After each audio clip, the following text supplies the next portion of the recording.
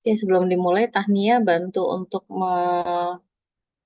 mencatat waktu ya. Nanti tolong diingatkan waktunya, oke? Baik, Ibu. Tunggu sebentar Ibu.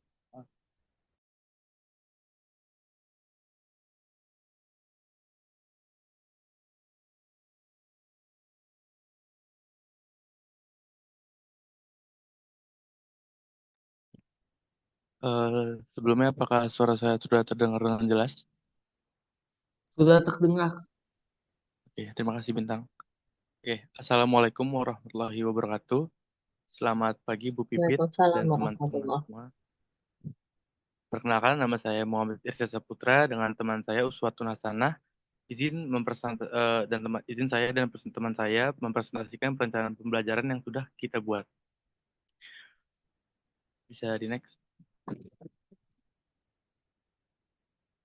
Oke. Pada perencanaan yang sudah kita buat, ada beberapa hal yang akan kita bahas. Yaitu yang pertama itu ada analisis kesulitan siswa, kemudian solusinya, lalu modul ajar, dan yang terakhir itu ada referensi. Oke. Di sini ada beberapa hal yang menjadi masalah cukup krusial dalam proses pembelajaran matematika, terutama pada materi SPTLDV. Yang pertama itu ada kesalahan konsep, kemudian yang kedua itu ada em, memodelkan bentuk persamaan, dan yang ketiga itu ada penalaran berpikir.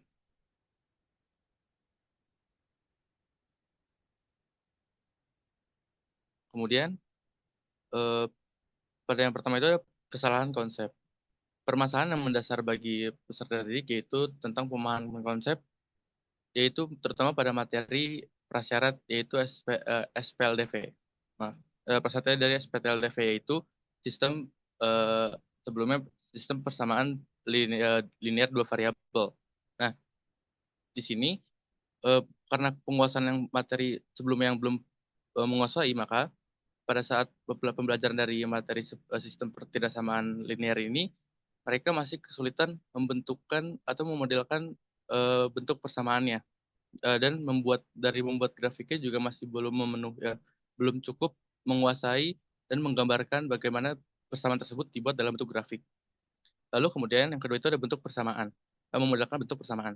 Peserta didik masih perlu diberikan gambaran yang cukup untuk mengetahui bentuk lain dan dari persamaan yang sudah dibuat. Nah, dari gambaran dalam bentuk grafik, ataupun mereka terkadang masih bingung dalam memodelkan dari permasalahan-permasalahan kontekstual dibentuk dalam persamaan matematis. Jadi mereka masih agak kesulitan dalam memberikan bentuk yang eh, dapat diselesaikan dalam bentuk matematis. Kemudian yang terakhir ada pengenalan berpikir. Peserta didik masih belum mampu berpikir secara luas serta memodelkan masalah-masalah yang diterapkan dalam bentuk permasalahan. Berhubungan dengan permasalahan kesehatan sebelumnya, peserta didik masih belum mampu berpikir secara luas atau memikirkan bentuk matematis dalam permasalahan-permasalahan di dunia nyata. Gitu.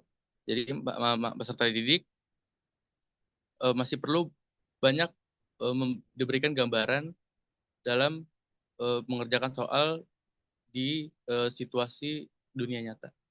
Gitu. Bisa di next.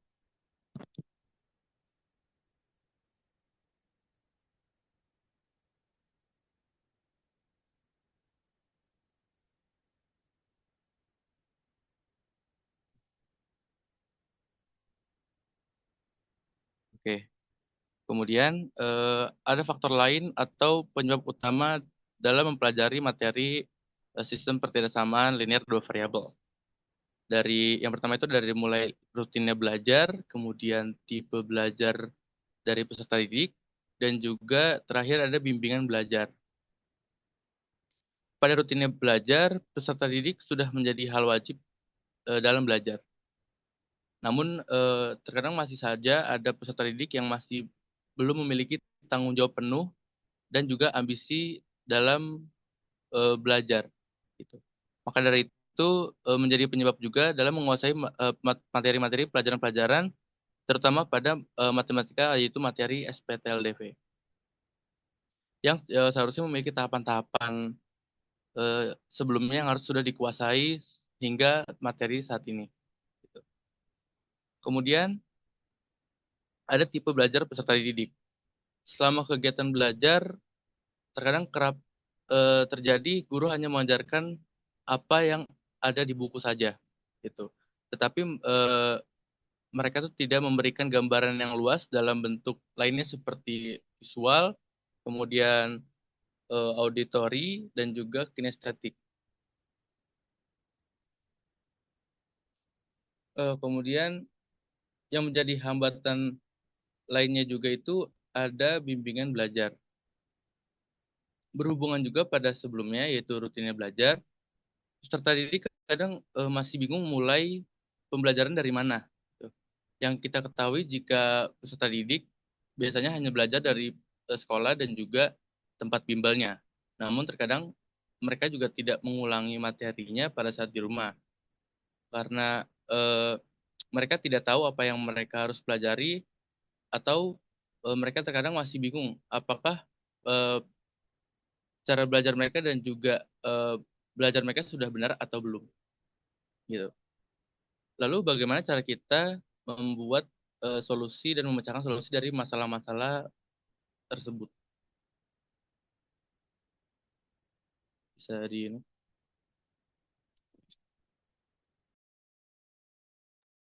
sorry, yang solusinya belum. Oke. Akan dilanjutkan oleh teman saya Uswatun Hasan. Baik, yang selanjutnya yaitu solusi dari kesulitan peserta didik, di mana jika ditinjau dari tipe belajar siswa yang berbeda, maka beberapa cara di bawah ini tuh merupakan cara yang efektif dalam membantu siswa untuk memahami materi SPT-LDV. Yang pertama, tipe belajar visual. Siswa dengan tipe belajar visual dapat memahami konsep dengan melihat secara jelas proses dan bagaimana cara membuat grafik. Dalam tipe ini, kami akan menyajikan bahan ajar dalam bentuk PPT dan mempraktekkan cara menggambar grafik menggunakan GeoGebra. Kemudian yang kedua, tipe belajar auditori. Siswa dengan tipe belajar auditori dapat memahami konsep dengan mendengar secara jelas proses dan bagaimana cara membuat grafik. Pada tipe ini, kami akan menyajikan bahan ajar dalam bentuk PPT dan menyajikan cara menggambar grafik dalam bentuk video YouTube atau semacamnya. Kemudian, yang ketiga, tipe belajar kinestetik. Siswa dengan tipe belajar kinestetik dapat memahami konsep dengan mencobanya secara langsung proses dan bagaimana cara membuat grafik. Dalam tipe ini, kami akan menyajikan bahan ajar dalam bentuk PPT dan mempraktekkan cara menggambar grafik menggunakan papan tulis. Baik, selanjutnya akan dijelaskan oleh teman saya. Baik. Selanjutnya di sini ada peta konsep. Pada peta konsep ini ada materi prasyarat yang harus dipenuhi. Dari materi prasyarat tersebut juga memiliki keterkaitan seperti sistem persamaan linear dua variabel dengan koordinat kartesius. Dari materi prasyarat SPLDV atau persamaan linear dua variabel akan dipakai untuk menentukan bentuk persamaan dan cara pengoperasiannya. Sedangkan untuk materi prasyarat pertidaksamaan itu dapat untuk memahami bentuk tanda dari kurang dari atau lebih dari dan juga cara pengoperasiannya di bentuk pertidaksamannya seperti perubahan tanda kurang, kurang dari atau lebih dari. Kemudian untuk koordinat kartesius itu menentukan juga menentukan grafik dari penyelesaian yang akan dipelajari pada sistem pertidaksamaan linear dua variabel yang berhubungan juga pada materi pasar yaitu SPLD. Jadi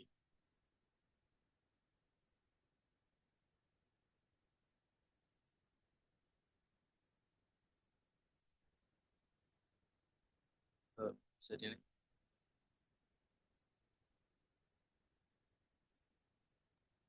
akan lanjutkan.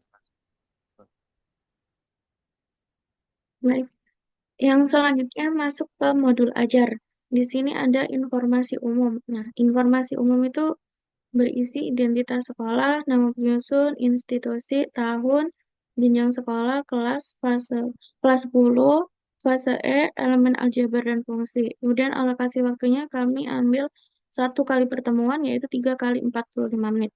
Kemudian kompetensi awal yang harus dipahami oleh peserta didik, yaitu yang pertama ada persamaan. Peserta didik harus mampu memahami konsep dan penyelesaian sistem persamaan linier dua variabel menggunakan metode substitusi, eliminasi, dan campuran, serta peserta didik mampu memahami sistem pertidaksamaan linier dua variabel. Kemudian yang kedua ada pertidaksamaan. Di sini peserta didik harus mengenali tanda kurang dari, lebih dari, atau yang lainnya, serta cara pengoperasiannya. Kemudian koordinat kartesius, peserta didik harus mengetahui cara menentukan garis persamaan dalam sistem koordinat. Kemudian di sini kami ambil profil pelajar Pancasila berupa bernalar kritis sama kreatif. Di mana bernalar kritis, siswa diharapkan mampu menyatakan suatu sistem pertidaksamaan linier dua variabel dalam bentuk grafik suatu sistem pertidaksamaan linier dua variabel.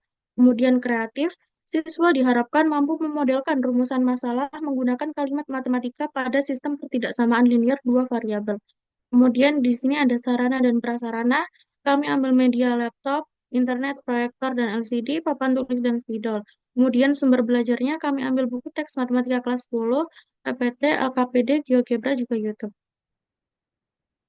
Kemudian target peserta didik, yaitu kami terfokus pada peserta didik reguler. Untuk model pembelajarannya, kami ambil discovery learning dengan metode diskusi kelompok. Kemudian ada komponen inti. Untuk capaian pembelajarannya, yaitu di akhir fase E, peserta didik dapat menyelesaikan masalah yang berkaitan dengan sistem pertidaksamaan linier dua variabel. Kemudian tujuan pembelajarannya, yang pertama, setelah mempelajari materi, peserta didik bersama kelompok maupun mampu membuat model matematika berupa sistem pertidaksamaan linier dua variabel dari masalah kontekstual yang diberikan dengan akurasi 80%. Kemudian yang kedua, setelah diberikan beberapa contoh sistem pertidaksamaan linier dua variabel, serta didik bersama kelompok dapat menggambar grafik pertidaksamaan tersebut dengan benar pada bidang kartesius dalam waktu 10 menit. Kemudian yang ketiga, setelah diberi beberapa sistem pertidaksamaan linier dua variabel, peserta didik bersama kelompok mampu menentukan daerah himpunan penyelesaiannya dengan cara mengarsir daerah yang memenuhi semua pertidaksamaan dan menjelaskan pemilihan daerah tersebut secara lisan ataupun tulisan. Kemudian pada aktivitas pembelajarannya, karena kita menggunakan discovery learning, maka sintaks aktivitas pembelajarannya kami sesuaikan. Yang pertama pada kegiatan pendahuluan, yaitu ada orientasi, guru memberikan salam pembuka dan menanyakan kabar peserta didik. Kemudian yang kedua, guru meminta ketua kelas untuk memimpin doa dan mengecek kehadiran peserta didik. Kemudian yang ketiga, guru menyampaikan informasi mengenai materi yang akan dipelajari, yaitu materi sistem pertidaksamaan linier dua variabel. Kemudian yang keempat, guru membagi peserta didik dalam beberapa kelompok. Kemudian pada tahap persepsi, guru bertanya apa yang diketahui peserta didik mengenai sistem pertidaksamaan linier dua variabel. Kemudian pada tahap motivasi, guru menjelaskan tujuan pembelajaran yang harus dicapai oleh peserta didik, dan juga guru memberikan gambaran manfaat mempelajari materi sistem pertidaksamaan linier dua variabel. Pada kegiatan inti, yang pertama, stimulation atau pemberian rangsangan. Guru membangkitkan rasa ingin tahu peserta didik dengan mengajukan pertanyaan dan mengaitkan materi dengan kehidupan sehari-hari. Kemudian yang kedua, problem statement, yaitu pernyataan atau mengidentifikasi masalah. Bersama dengan kelompok, serta didik menganalisis masalah yang diberikan dalam LKPD pada materi sistem pertidaksamaan linier dua variabel. Kemudian, guru membantu peserta didik dalam memahami masalah dan merumuskan pertanyaan. Kemudian, pada tahap data collection atau pengumpulan data, peserta didik menganalisis informasi dari masalah sistem pertidaksamaan linier dua variabel yang ditemukan dalam LKPD. Kemudian pada tahap data processing atau pengolahan data, peserta didik menggunakan aplikasi GeoGebra untuk membuat grafik sistem pertidaksamaan linear dua variabel pada LKPD. Kemudian peserta didik juga menentukan daerah penyelesaian dari grafik sistem pertidaksamaan linear dua variabel. Kemudian pada tahap verification atau pembuktian, guru dan peserta didik secara berkelompok memeriksa kembali jawaban yang telah diperoleh dalam LKPD. Kemudian pada tahap generalization atau menarik kesimpulan, peserta didik secara bersama-sama menyimpulkan bagaimana langkah-langkah umum dalam menyelesaikan masalah yang berkaitan dengan sistem pertidaksamaan linear dua variabel. Kemudian pada kegiatan penutup, yaitu kesimpulan. Peserta didik menjelaskan secara singkat mengenai apa yang telah dipelajari tentang materi sistem pertidaksamaan linear dua variabel dan juga melakukan refleksi. Guru bersama peserta didik merefleksi apa yang menjadi kendala dalam pembelajaran pertemuan tersebut dan bagaimana cara memperbaikinya untuk pertemuan yang akan datang. Nah, untuk asesmen awal, kami menggunakan web Kahoot, quiz online yang berisi ada 5 jumlah soal. Kemudian ada bahan ajar. Sistem pertidaksamaan linear dua variabel. Untuk capaian pembelajarannya sudah sama seperti yang saya sampaikan di awal. Kemudian tujuan pembelajaran juga. Kemudian untuk materi prasyaratnya kami mengambil pertidaksamaan linear satu variabel dan juga pertidaksamaan linear dua variabel. Kemudian pada bahan ajar sistem pertidaksamaan linear dua variabel, kami memasukkan masalah dahulu, contoh permasalahan dalam kehidupan nyata gitu. Terus kemudian baru kita masuk ke materi sistem pertidaksamaan linear dua variabel. Kemudian ada bentuk umumnya, kemudian ada metode grafiknya. Nah, dalam kami menjelaskan metode grafik ini, kan di awal kami sudah menjelaskan bahwa kami menggunakan YouTube untuk tipe belajar siswa auditori. Nah, di sini kami mencantumkan link YouTube yang bisa kami akses dan kami tampilkan kepada siswa. Kemudian di akhir bahan ajar kami ambil contoh masalah kontekstual yang ada jawabannya, runtutan jawabannya, sampai gambar daerah penyelesaiannya. Kemudian kami mengambil atau kami menambahkan catatan penting untuk dipelajari oleh peserta didik. Nah, untuk LKPD akan disampaikan oleh teman saya. Selanjutnya ada pada LKPD. Pada LKPD pada di halaman pertama itu ada covernya, kemudian pada di halaman selanjutnya ada informasi awal. Lalu di bawah informasi awal itu ada kolom untuk nama-nama dari setiap kelompok-kelompok yang diberikan, yang sudah dibuat. Kemudian di halaman selanjutnya diberikan tujuan pembelajaran yang sudah tadi disebutkan di awal, kemudian diberikan juga petunjuk penggunaan dari LKPD itu sendiri. Bisa di next.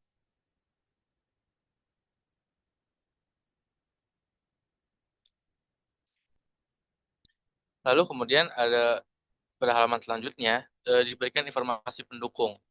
Diberikan informasi pendukung ini sebagai pengingat materi sebelumnya yang sudah disampaikan, yang disampaikan. Lalu sebelum masuk pada soalnya, setelah dari informasi pendukung, pada di halaman selanjutnya itu sebelum masuk dalam masalah atau soal yang kontekstual, diberikan petunjuk cara pengerjaannya. Kemudian diberikanlah soal dalam bentuk kontekstual. Bisa di next.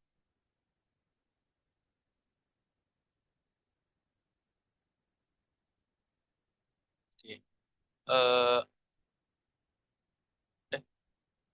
Maaf, sebelumnya.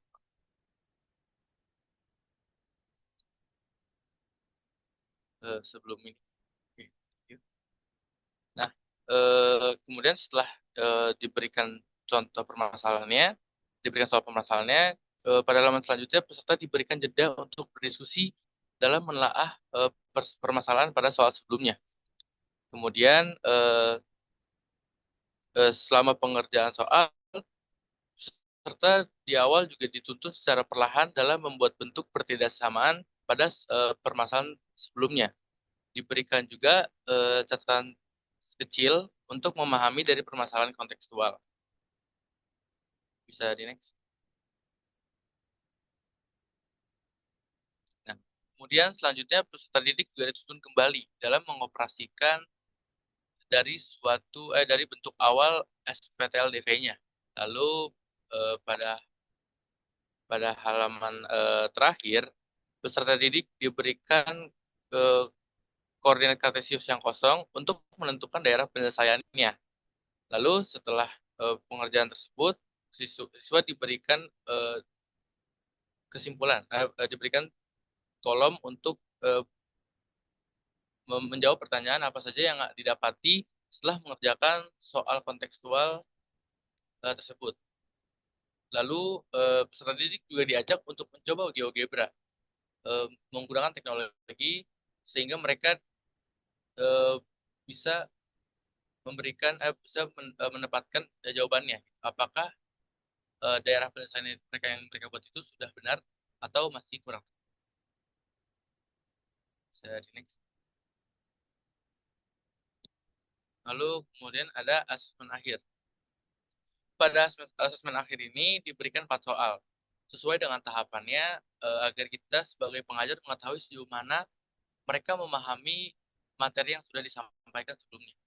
Dari soal pertama yang hanya ada satu pertidaksamaannya, kemudian pada soal kedua yang menjadi dua pertidaksamaannya, lalu pada soal ketiga peserta didik hanya membuat bentuk pertidaksamaannya atau model bentuk pertidaksamaannya, tidak sampai bentuk grafiknya.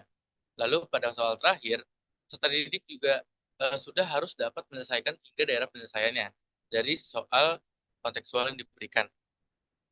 Lalu setiap soal memiliki poin-poinnya.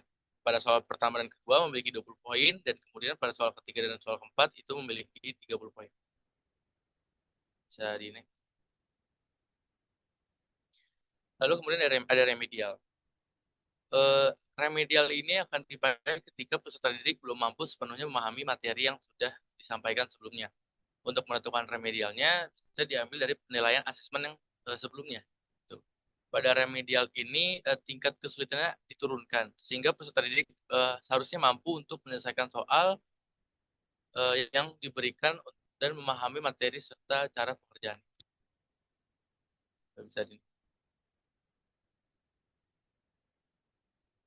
selanjutnya akan dijelaskan oleh saya.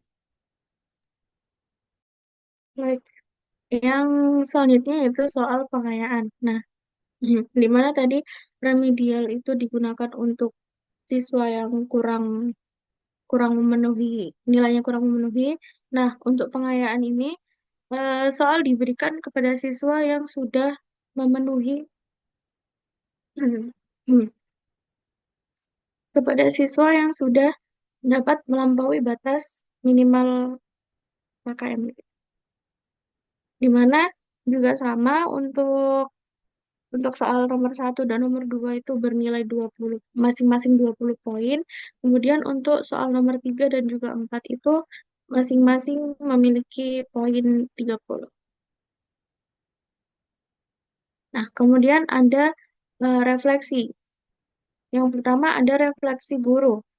Nah, di sini keberhasilan apa saja yang sudah dicapai pada tujuan pembelajaran ini, kemudian apa yang harus menjadi perhatian khusus dalam pelaksanaan tujuan pembelajaran, kemudian apakah cara mengajar saya itu dapat dimengerti siswa, kemudian apa yang harus diperbaiki bila siswa tidak paham penjelasan saya, kemudian siswa mana yang membutuhkan perhatian khusus.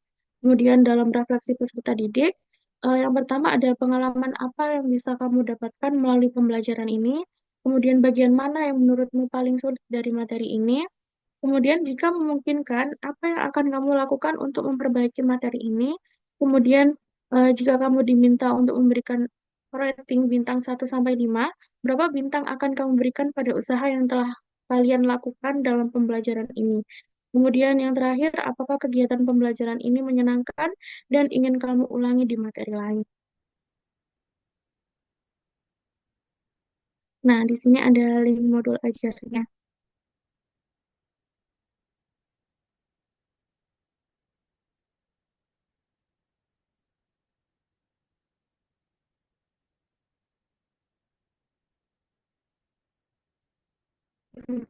sebagian besar eh, dalam modul ajar ini sudah kami masukkan ke dalam PPT.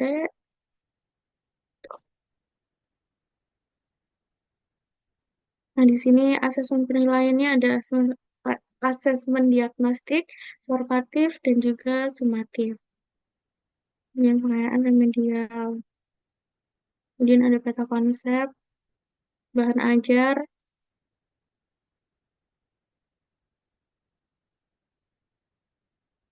terus LKPD.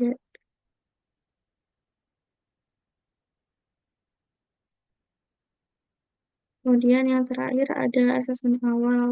Asesmen awal akhir, kemudian ada soal remedial, dan yang terakhir soal pengayaan.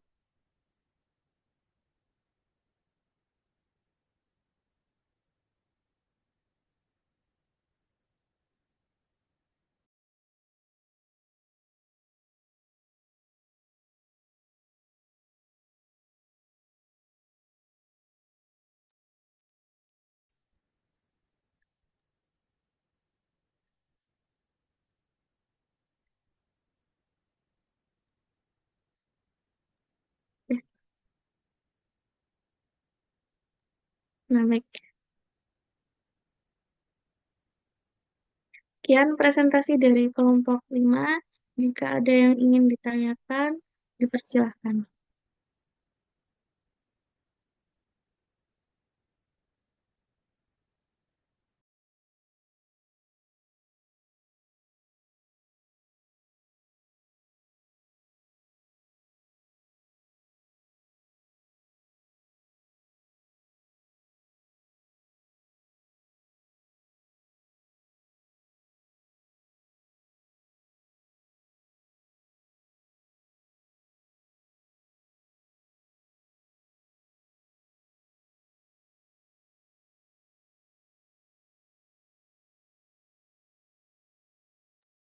Untuk kelompok 5 bisa langsung diterima pertanyaannya, kemudian bisa dijawab ya. Silakan kelompok 5.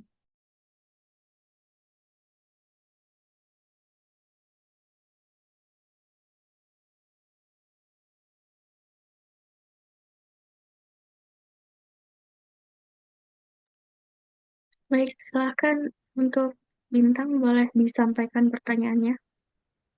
Baik, terima kasih dari kelompok 5 yang sudah mempresentasikan tentang modul ajar ini ya, SPTLDV atau sistem pertidasamaan linear dua variabel. Nah, di sini saya ingin bertanya, coba balik lagi ke peta konsep seperti apa? Tadi saya lihat kelihatannya sederhana, agak sederhana, agak sederhana. Saya lihat itu kelihatannya eh, submaterinya itu kayak sederhana sekali walaupun ada prasyaratnya.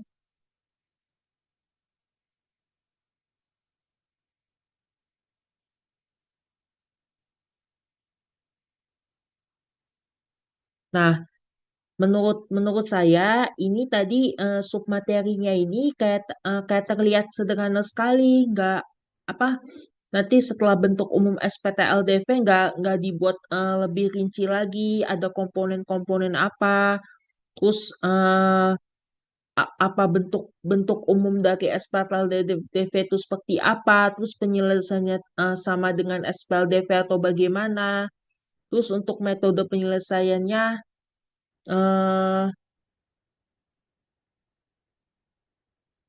ini apakah menggunakan ini dari bentuk umum sama sama metode penyelesaian itu nggak dibuat lebih apa rinci lagi gitu, nggak dipecah lagi komponennya, apakah penyelesaian dengan menggunakan eliminasi, substitusi, terus cara modelkan matematikanya bagaimana, terus bagaimana penerapannya ke dalam soal-soal kita. Biasanya itu kan kalau soal sistem pertidasamaan linear dua variabel itu kan ada soal mayoritas kan soal-soal cerita ya. Nah, itu yang paling utama itu bagaimana modelkan matematikanya, tapi di sini nggak ada bentuk penerapan nggak ada bentuk penerapannya, apakah di metode penyelesaiannya atau bagaimana, langsung ke pembuatan grafik, terus pembuatan grafiknya bagaimana, terus apakah di pembuatan grafiknya itu dia punya ada materi prasyaratnya itu berupa fungsi kuadrat atau bagaimana, cara menentukan titik potongnya ini nggak dipecah lagi gitu. Sebenarnya grafik ini dia punya prasyarat seperti apa tuh fungsi kuadrat. Jadi seperti itu pertanyaan dari saya. Soalnya peta konsep ini submaterinya tuh belum dibuat rinci lagi itu, belum dipecah. Dari bentuk umum metode penyelesaiannya apakah diselesaikan dalam bentuk eliminasi, substitusi, terus bagaimana cara menentukan model matematikanya, karena kan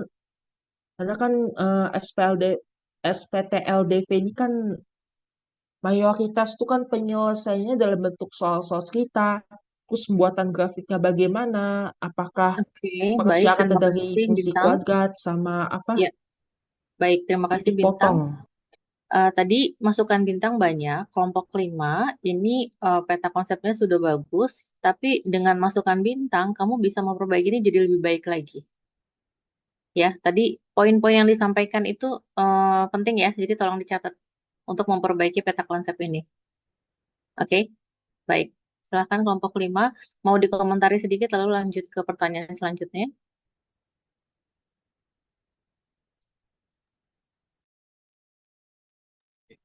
Baik, terima Kami kasih.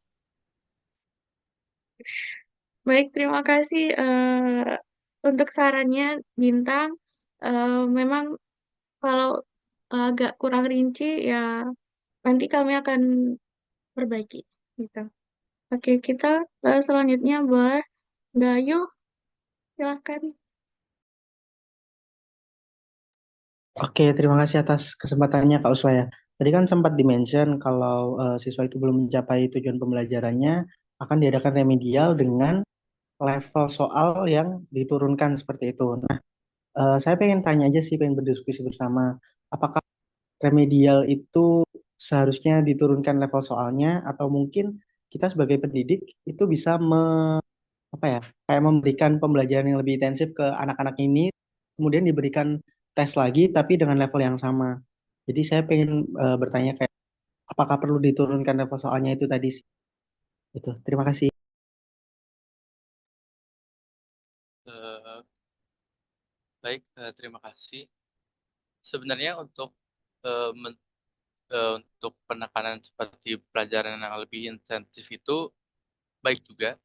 Tuh, mungkin kitanya masih belum berpikir ke eh, pembelajaran yang intensif itu. Lebih mudahnya lagi, itu kita mengambil cara paling mudah yaitu dengan menurunkan level dari soalnya. Karena tujuan kita pada di awal pembelajaran awal itu, kita itu memberikan, mengusahakan untuk dari siswa itu eh, memahami materi dan juga mengkontekstualkan dari permasalahan tersebut. Gitu.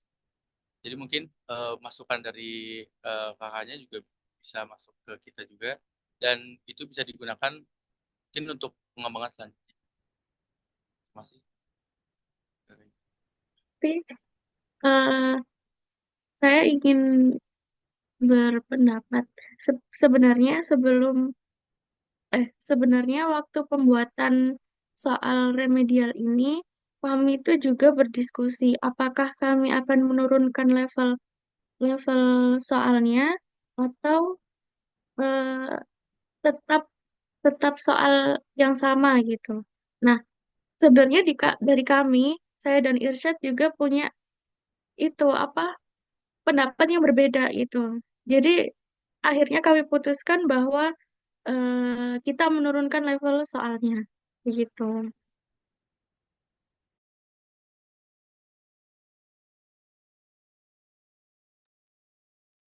Bagaimana Kak Gayu? Hmm. Oke, cukup dimengerti Kak. Terima kasih ya.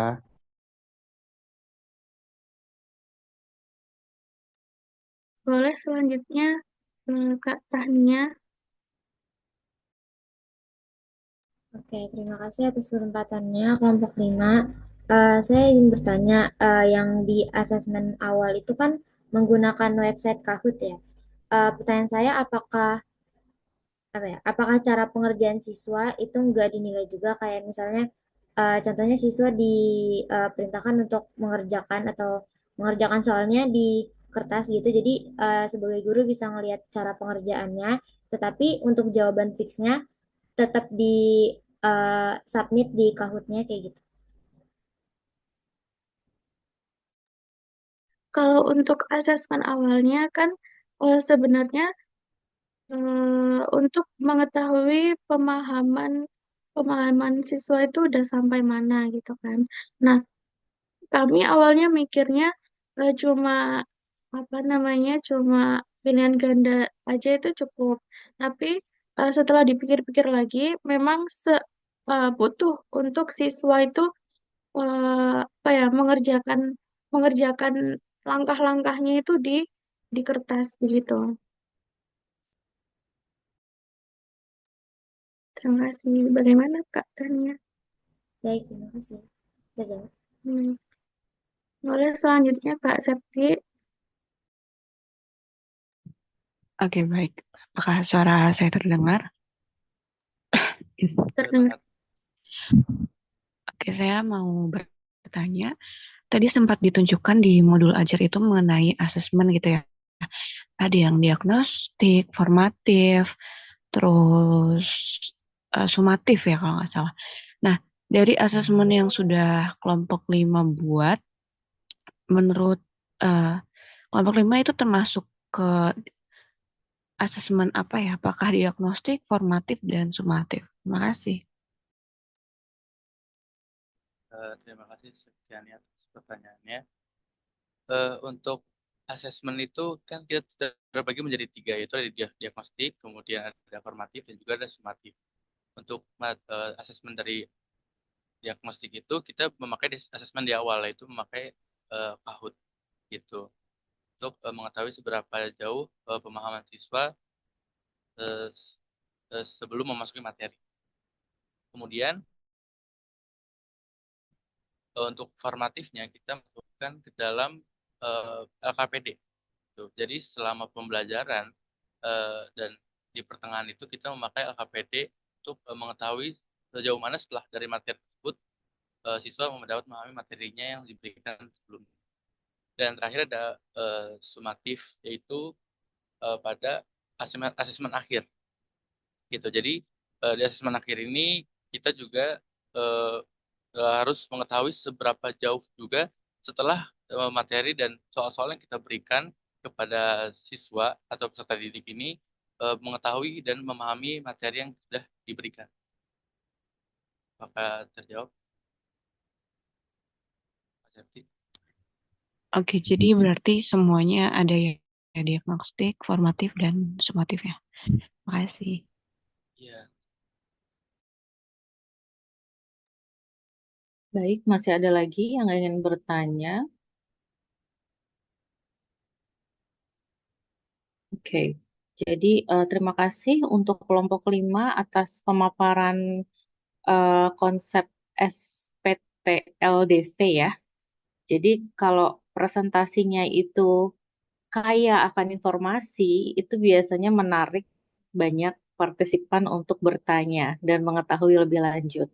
Nah, ini salah satu contohnya presentasi yang rich of information, jadi akhirnya banyak yang tertarik untuk bertanya, ingin mengetahui lebih lanjut ya. Jadi untuk kelompok 5 mungkin karena kita lagi ada di slide peta konsep, Ibu menyambung apa yang tadi Bintang soroti. Walaupun Ibu katakan ini bentuk peta konsepnya sudah berbeda dari yang sebelum-sebelumnya, ya. Kalian sudah menunjukkan adanya keterkaitan, tapi bisa lebih dipertajam, betul sekali. Dan mungkin beberapa istilah di sini kan ada memahami penuh. Nah, memahami penuh tuh penuh maksudnya apa? Jadi pemilihan kata kerja ya, seperti yang kita pernah bahas di kelas ya. Pemilihan kata kerja itu penting saat kita mendefinisikan tujuan pembelajaran misalkan. Nah, kalau di sini kan memahami penuh tuh maksudnya apa? Lalu cara mengoperasikannya. Kalau sistem persamaan linear dua variabel mungkin lebih relevan kalau pakai istilah apa? Metode penyelesaian, bukan cara operasi, benar nggak? Nah, jadi menggunakan istilah-istilah yang memang umum dipakai untuk konsep tersebut. Jadi kita nggak usah munculin istilah-istilah baru, kecuali memang itu relevan ya. Kemudian sistem di sebelah kanan tuh ya, sistem pertidaksamaan satu variabel. Nah, ini nanti ada typo diperbaiki. Tambahin sistem pertidaksamaan linear. Betul nggak? Kan hanya yang linear saja yang sedang dibahas, yang merupakan prasyarat untuk SPTL DV. Jadi judulnya nanti diperhatikan, kemudian memodelkan bentuk sistem pertidaksamaan linear. Ada linearnya ya di sini ya, yang biru ya, yang bentuk umum SPTLDV. Nah, kemudian tadi apa lagi nih? Di metode penyelesaian tadi betul bisa ditambahkan. Lalu kemudian metode penyelesaian SPTLDV di sini kan sebetulnya berkaitan erat sama metode penyelesaian materi prasyarat ya. Nah, itu nanti bisa ditunjukkan juga keterkaitannya sama pengetahuan prasyarat mereka. Di sini mengoperasi sistem pertidaksamaan. Nah, Ibu, mungkin Ibunya yang belum paham ya, maksudnya mengoperasi itu apa? Maksudnya mengoperasi apa mungkin? Bisa dijelaskan nggak? Eh, itu Bu. Jadi untuk mengoperasikannya itu bisa eh, yang metode penyelesaiannya yang dibuat dulu dalam bentuk persamaan, kemudian dimasukkan XY-nya itu untuk mendapatkan titik koordinat pada bentuk Iya, daerah oke. penyelesaian itu. Berarti kan menyelesaikan ya, menyelesaikan sistem pertidaksamaan linear dua variabel dengan metode apa, substitusi dengan metode grafik, dengan metode apa. Kan kombinasi dia biasanya ya kalau SPTLDV ya. Tidak hanya satu metode aja ya, kombinasi. Cuma mungkin bagian pemodelannya bisa lebih kamu eksplisitkan nggak? Karena memang itu bagian yang penting di SPTLDV, pemodelan. Jadi nanti bisa diperbaiki lagi ya. Termasuk grafik juga bisa mungkin kamu tambahkan tadi materi prasyarat untuk bisa menggambarkan grafik, terutama di grafik ini kan ada daerah arsir, ya, daerah yang diarsir. Ini yang membedakan pertidaksamaan linear sama persamaan. Penyelesaiannya dia bukan berupa titik ya, tapi berupa daerah kan gitu ya. Nah, kemudian tadi Ibu cermati juga di tadi modul ajar di mana itu ada istilah yang kamu bikin dalam tabel, mungkin bisa tampilkan, mungkin di modul ya. Ada simbol, kemudian ada kata kunci di situ kamu buat ya. Mungkin tadi sudah dipresentasikan ya. Ada tidak kurang dari, minimal, sekecil-kecilnya. Nah, itu nanti diberikan pada saat memberikan contoh soal yang konteks, kamu bisa highlight tuh, ditebelin atau dikuningin, jadi supaya siswa tuh fokus ke kata kuncinya. Kamu udah buat di dalam tabel tuh bagus. Sorry, Ibu mungkin sekalian mengomentari masalah assessment ya. Tadi pertanyaannya bagus-bagus semua. Em, Tadi kan Gayo tanya, kalau remedial level soal diturunkan apa enggak gitu ya? Karena pasti nanti kalau kita ngajar, mau nggak mau kan mengalami ini kan ya, apa yang harus kita lakukan gitu. Mungkin tergantung tujuannya. Kadang-kala kita berpikir kalau kita mau turunkan levelnya, nanti nilainya jadi nggak adil ya. Buat anak yang sudah dapat nilai cukup, tapi ternyata nilainya sama dengan anak-anak remedial, sama-sama 80, tapi 80 remedial itu dengan mengerjakan soal yang lebih mudah. Jadi mungkin betul kata Gayuh tadi, sebetulnya di remedial itu tujuannya adalah memberikan penguatan ke siswa. Jadi kita berikan mereka tambahan pelajaran agar pemahaman konsepnya bisa lebih baik. Nah, kalau misalkan tujuan kamu untuk mengevaluasi sejauh mana si anak ini paham akan konsep, kamu bisa berikan soal-soal yang levelnya lebih rendah, tapi bukan berarti semua soal diturunkan levelnya. Jadi tetap ada soal-soal yang levelnya sama dengan level ujian, sehingga kamu bisa lihat ketuntasan anak itu di soal yang levelnya standar gitu. Cuman kita nggak bisa memungkiri ada anak yang memang lemah gitu ya. Nah, untuk kasus anak-anak yang lemah, kamu bisa siapkan soal-soal yang memang levelnya diturunkan, sehingga kamu bisa tahu dia ketercapaiannya sampai mana gitu. Jadi itu tujuannya lebih untuk mengevaluasi si kemampuan anak. Ya, tapi kalau untuk penilaian mungkin itu nanti bisa didiskusikan dengan tim guru di sekolah bagaimana sebaiknya untuk menyusun soal gitu ya. Karena biasanya sekolah punya kebijakan yang berbeda. Kemudian untuk Kahoot tadi diagnostik ya di awal ya. Itu salah satu implementasi yang baik. Kita kadang perlu juga menggunakan Kahoot untuk mendapatkan gambaran besar secara keseluruhan. Jadi kalau di Kahoot kan hasilnya bisa langsung didapat ya. Kita bisa langsung dapat data berapa persen anak yang nilainya sekian gitu kan ya. Infografisnya kita bisa langsung tahu kan berapa banyak anak yang sudah tuntas konsep prasyarat gitu. Cuma mungkin kalau misalkan kamu ingin lebih menganalisis kesulitannya di mana, kertas coret-coretannya dikumpulin pada saat ngerjain soal kamu. Jadi coret-coretan itu yang menjadi dasar kamu untuk melihat lebih detail. Kalau masih ada kesulitan, maka kesulitannya di mana kamu bisa lihat dari coret-coretannya. Ya, itu tadi ya. Diagnostik, formatif, sumatif tadi juga sudah diberikan jawaban ya, ada semua karena Ibu juga mencermati kalian sudah nyiapin soal remedial juga soal pengayaan dan Ibu tadi mencermati di awal juga kelompok ini tadi mengidentifikasi gaya belajar.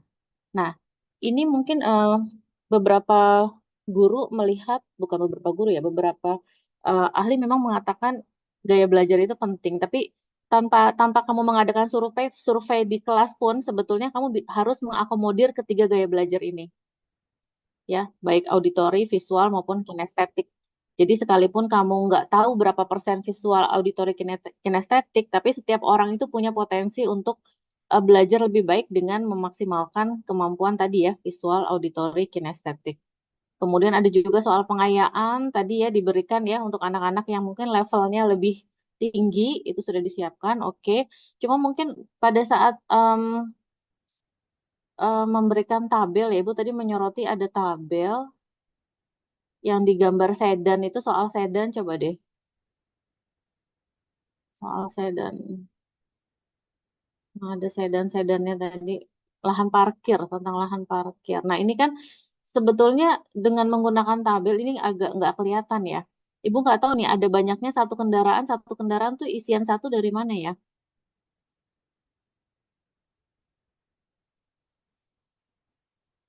untuk ini. Ini agak kecil ya. Yang lain bisa lihat nggak di dalam tabel itu. Nah, itu angka satu tuh satu kendaraan dari mana tuh? dari soalnya. Ya, kenapa di tabel itu diisi satu kendaraan? Kalian tahu nggak tujuannya kita memberikan tabel nih? Ibu kadang suka mengomentari ya kalau misalkan tabel itu kan tujuannya untuk membantu siswa mengorganize information dari soal cerita. Jadi dari soal cerita mereka bisa menuliskan informasi apa saja yang didapat dari eh, permasalahan, konteks, untuk membantu dia memodelkan ke bentuk ekspresi kan. Nah, tapi kalau kita salah, nanti khawatirnya malah jadi miskonsepsi anaknya. Kenapa diisinya satu? Berarti ini kan membuat kita berpikir bahwa, oh berarti hanya diisi oleh satu, gitu nggak? Atau gimana maksudnya? Interpretasi tabel ini gimana? Iya, jadi untuk satu untuk lahan garasinya itu untuk satu mobil sedan sama satu truk gitu, Ibu. Iya, tapi tujuan kamu bikin tabel ini tuh apa sih sebetulnya? Em, ini hanya kayak apa ya? hmm, Sebenarnya membantu siswa dalam memahami soalnya begitu, Ibu. Iya, betul, setuju Ibu. Eh, Tapi kenapa diisinya itu satu, satu, lima, 15 gitu loh. Lalu yang kolom terakhir kan ketersediaan ya. ya, Nah, ini kayak gimana ya?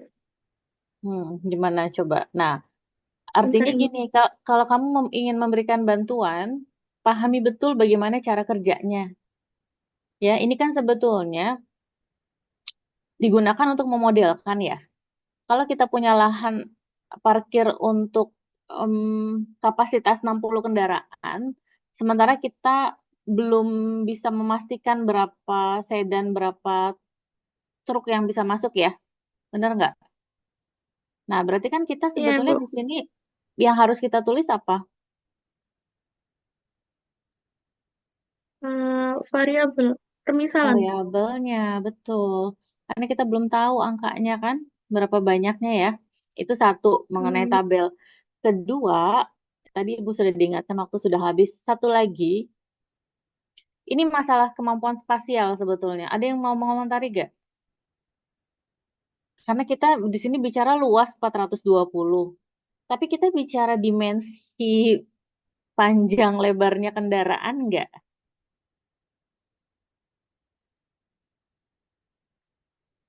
Pada saat parkir, kendaraan kan punya dimensi kan ya? Dengan luas yang sama, apakah bisa? Nah, coba difikirkan hal ini ya. Benar nggak? Sepakat nggak dengan Ibu? Kendaraan kan punya dimensi ukuran panjang dan lebar. Ya nggak? Yang itu kan dia harus masuk ke satu slot parkir. Nah, bisa jadi ukuran lahannya itu tidak pas gitu loh dengan dimensi kendaraan kalau dijejer atau gimana. Mungkin secara hitungan luas cukup, tapi begitu kendaraannya masuk, nah di sini ada konsep spasial sebetulnya, tapi tidak diperhatikan, benar nggak Uswatun dan Irsyad? iya Iya, Bu. benar. Nah, ini soal menarik, tapi em, ada yang kurang di sini, gitu ya. Ya. Baik, terima kasih. Nanti di laporan tolong pada saat memberikan penjabaran kesulitan, solusi, dan seterusnya, itu nanti diberikan eh, citasinya ya, untuk laporan akhir. Oke, terima kasih. Ibu persilahkan kelompok 5 untuk menutup dan kelompok 6 dipersilahkan untuk melanjutkan.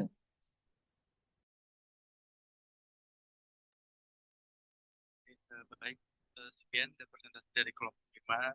Saya Dirsyad dan teman saya yang buat sana. Sekian. Assalamualaikum warahmatullahi wabarakatuh.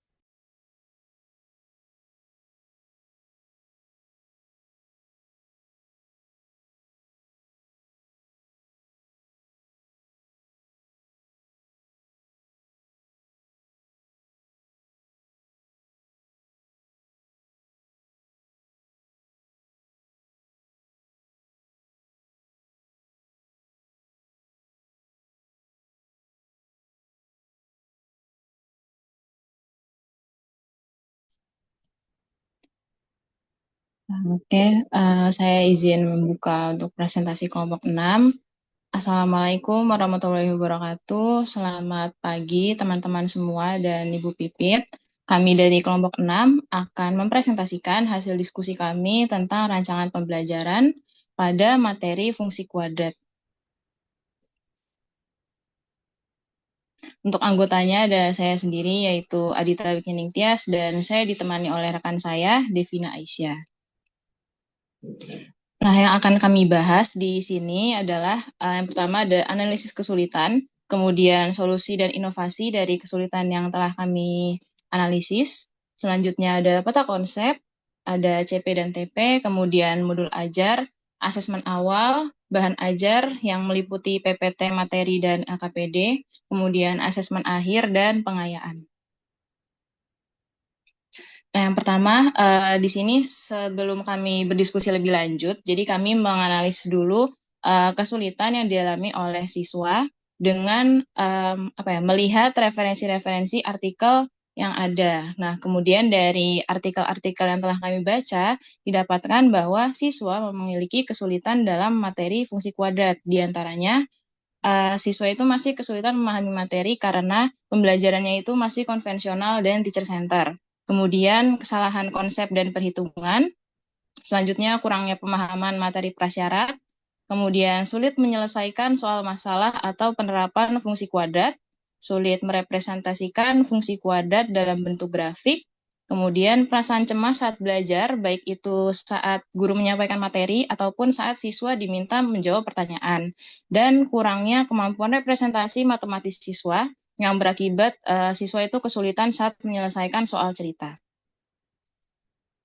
Nah, dari kesulitan yang telah kami analisis tadi, didapatkan bahwa solusi dan inovasi untuk mengurangi kesulitan siswa pada materi fungsi kuadrat diantaranya yang pertama, menggunakan metode pembelajaran berbasis masalah atau problem-based learning atau yang disingkat PBL, di mana tadi disebutkan juga bahwa siswa itu mengalami kesulitan memahami materi karena pembelajarannya itu masih teacher center. Jadi kami membuat metode pembelajarannya ini berbasis masalah atau problem-based learning yang mana siswanya dulu gitu yang belajar. Kemudian menggunakan teknologi GeoGebra untuk membantu siswa merepresentasikan fungsi kuadrat dalam bentuk grafik. Karena tadi disebutkan juga bahwa siswa masih kesulitan dalam merepresentasikan grafik. Dan selanjutnya lebih memperhatikan siswa, terutama saat ada siswa yang mengalami kesukaran belajar pada saat pembelajaran matematika berlangsung.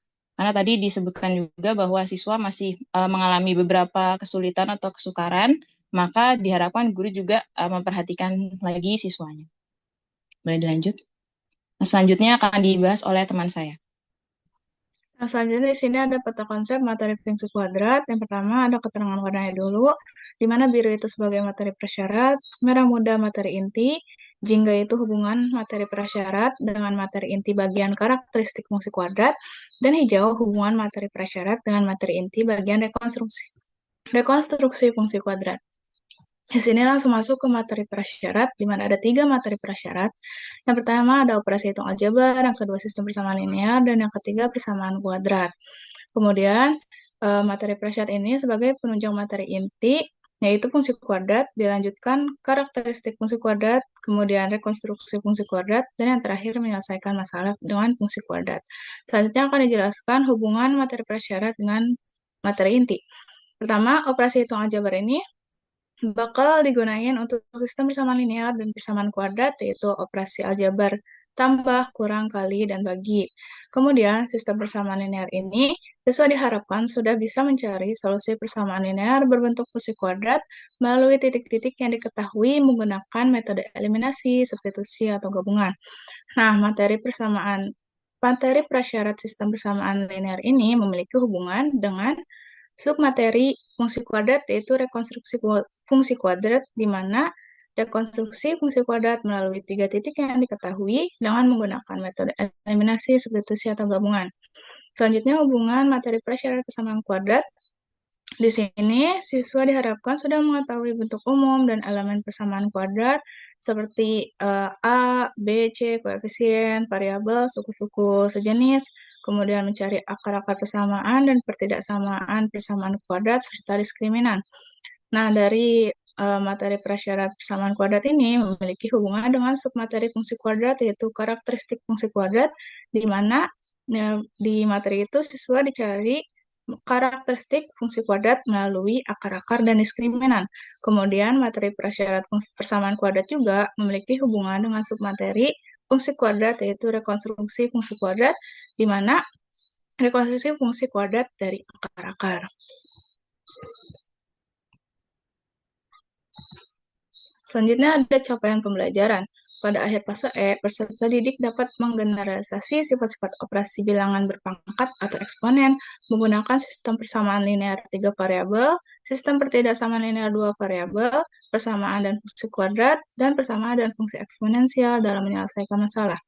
Kemudian ada tujuan pembelajaran. Yang pertama, siswa dapat mencari akar-akar fungsi kuadrat melalui persamaan kuadrat, termasuk akar-akar imajiner. Yang kedua, siswa dapat mengetahui dan memahami karakteristik-karakteristik fungsi kuadrat. Yang ketiga, siswa dapat mencari titik puncak, sumbu simetri, dan diskriminan menggunakan rumus yang diketahui. Yang keempat, siswa dapat mengklasifikasikan karakteristik grafik fungsi kuadrat dengan menganalisis bentuk grafik fungsi kuadrat. Maksud dari mengklasifikasikan karakteristik grafik fungsi kuadrat ini, jadi siswanya nanti itu akan diberi suatu grafik fungsi kuadrat, kemudian siswanya akan menyebutkan karakteristik-karakteristik atau titik-titik istimewa seperti titik zoom, titik puncak, terus titik potong antara sumbu X, sumbu Y, dan lain sebagainya. Kemudian yang kelima, siswa dapat membuat grafik fungsi kuadrat dari suatu fungsi maupun titik yang diketahui. Dan yang terakhir, siswa dapat menyelesaikan masalah terkait fungsi kuadrat. Selanjutnya ini ada modul ajar, ini bakal disampaikan di akhir. Nah, langsung masuk ke asesmen awal. Jadi sebelum memasuki materi inti, siswa akan diberikan asesmen awal yang berisi materi prasyarat sebelum pekan pertemuan materi fungsi kuadrat, di mana materi prasyarat dan soal asesmen awalnya sebagai berikut. Yang pertama ada operasi hitung aljabar. Siswa diharapkan menguasai operasi-operasi hitung aljabar seperti tambah, kurang, kali, dan bagi, karena perhitungan aljabar erat kaitannya dengan materi prasyarat, sistem persamaan linear, dan persamaan kuadrat. Begitu juga untuk materi inti fungsi kuadrat. Kemudian yang kedua, sistem persamaan linear. Materi ini digunakan ketika mencari bentuk fungsi kuadrat berdasarkan titik-titik yang diketahui dan prosesnya menggunakan metode pada sistem persamaan seperti eliminasi, substitusi, maupun gabungan. Dan yang ketiga, persamaan kuadrat. Materi ini merupakan syarat utama sebelum fungsi kuadrat, karena pada persamaan kuadrat terdapat materi akar-akar persamaan, diskriminan, bentuk umum persamaan kuadrat yang akan digunakan dalam materi fungsi kuadrat. Nah, ini ada beberapa soal asesmen awal. Yang pertama ada operasi hitung aljabar, bisa dilihat bentuk soalnya. Yang kedua ada sistem persamaan linear, dan yang ketiga ada persamaan kuadrat.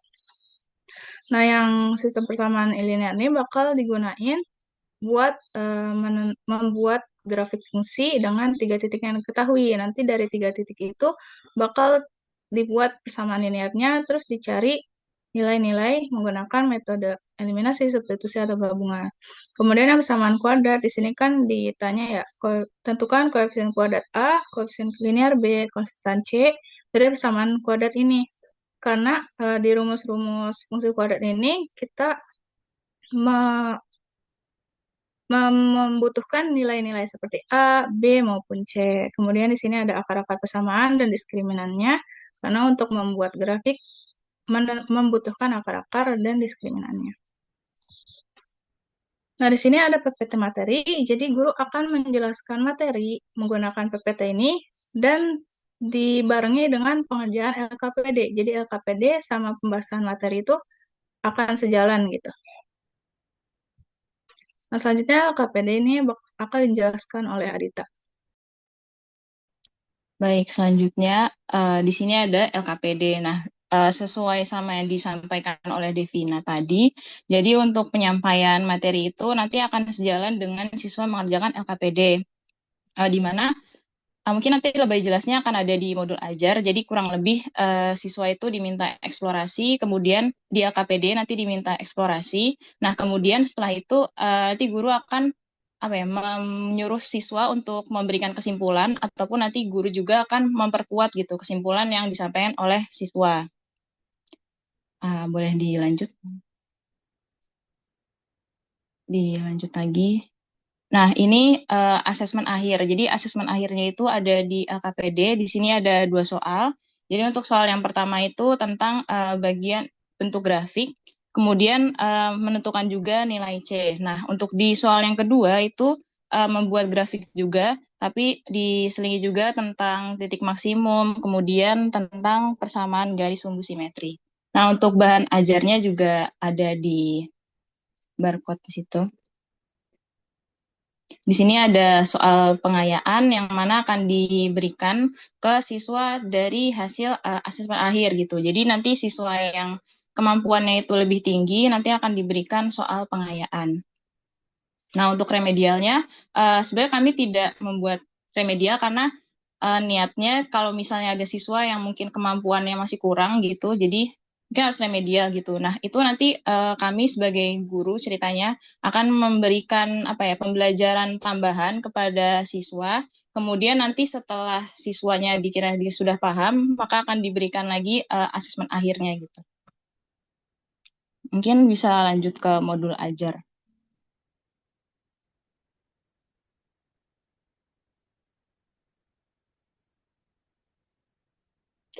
Nah, ini modul ajar untuk fase E, yaitu materi fungsi kuadrat. Di sini ada informasi umum, ada identitas mulai dari nama gurunya, kemudian satuan pendidikan, dan lain sebagainya. Di sini untuk alokasi waktu, jadi untuk materi fungsi kuadrat itu dibagi jadi 9 JP atau 3 pekan, itu 3 pertemuan gitu. Nah, tapi yang akan kami jelaskan dan juga yang tadi bahan ajarnya sudah kami buat, itu hanya untuk pertemuan satu saja.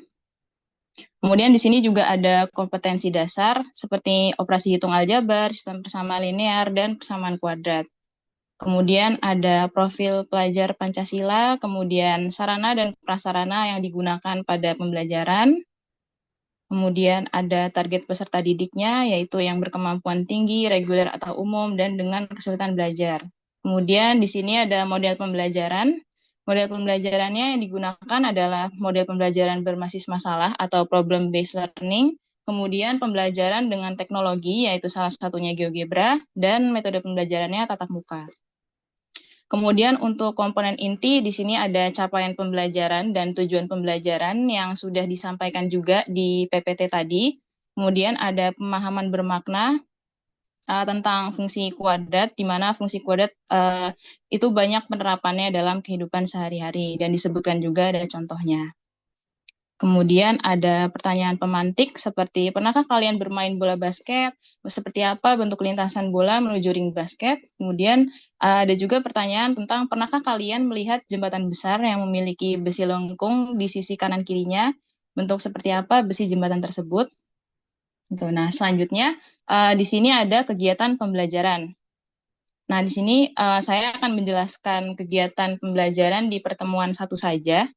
Jadi untuk kegiatannya, di sini ada pra pembelajaran yang dialokasikan waktunya itu 5 menit, di mana kegiatannya guru menyiapkan PPT materi dan memberikan arahan kepada siswa untuk membuka buku paket serta mempersiapkan ponsel.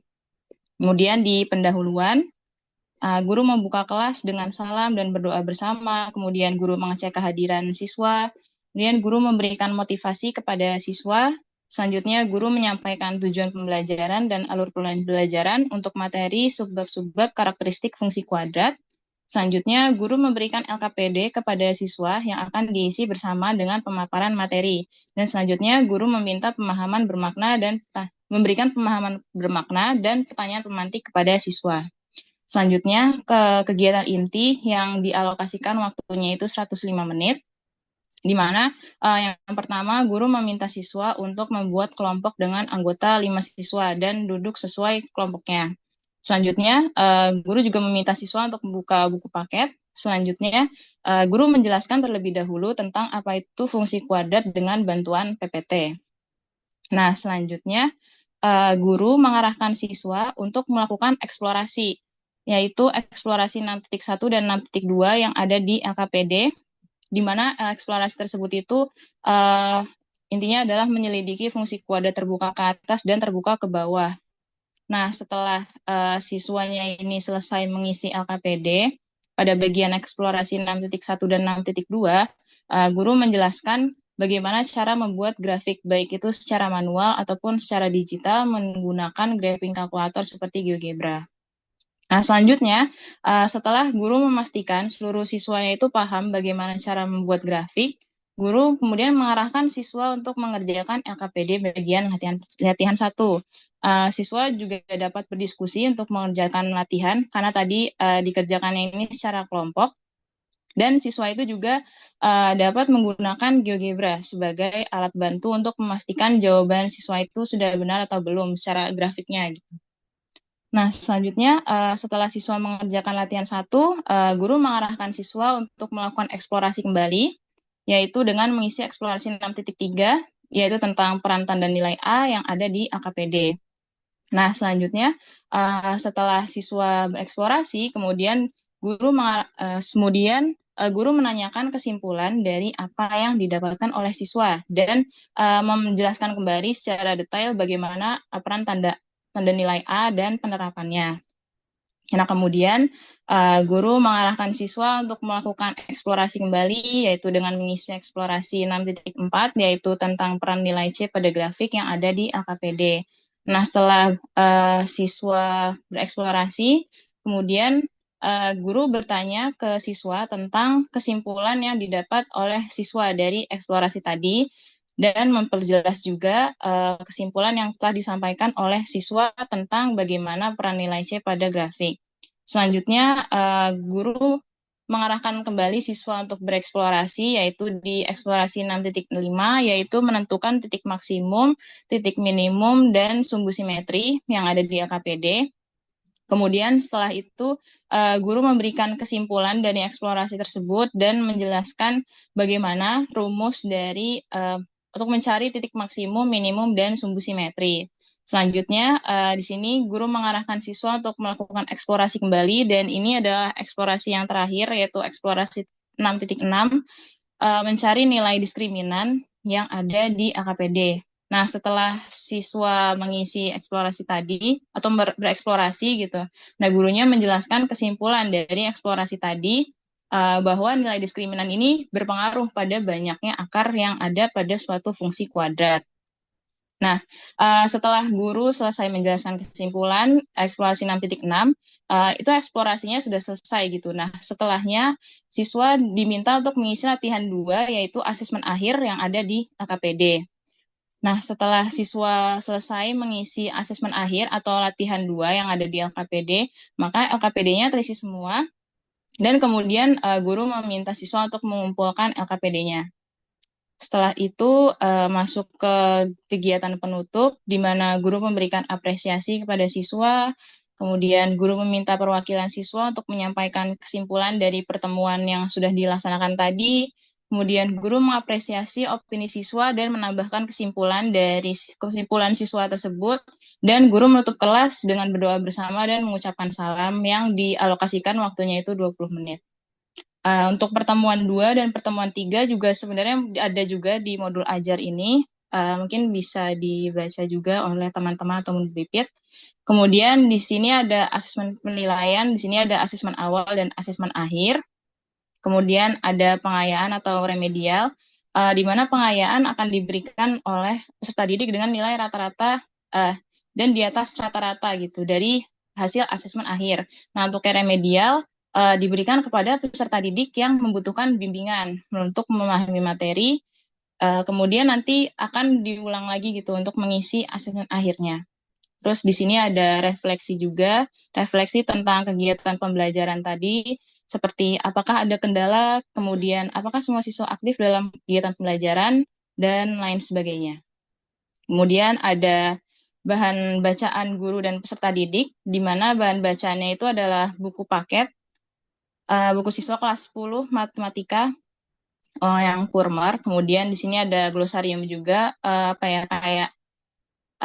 sih kata-kata yang perlu dijelaskan lagi gitu. Jadi kata-katanya di sini ada fungsi kuadrat. Mungkin setelahnya di situ juga ada lampiran seperti asesmen awal yang tadi mungkin ada juga di PPT. Kemudian ada bahan ajar. Ini bahan ajar yang secara keseluruhan. Kemudian ada bahan ajar yang berbentuk PPT. Nah, ini bahan ajar yang berbentuk PPT, di mana nanti guru akan menjelaskan juga berdasarkan PPT yang ada di sini. Jadi kalau dilihat sebenarnya PPT-nya itu tentang kayak kesimpulannya aja gitu kan, siswa udah bereksplorasi. Nah, nanti guru akan menyampaikan kesimpulannya gitu. Nah, kesimpulannya ini ada di PPT tersebut. Terus setelahnya ada LKPD juga.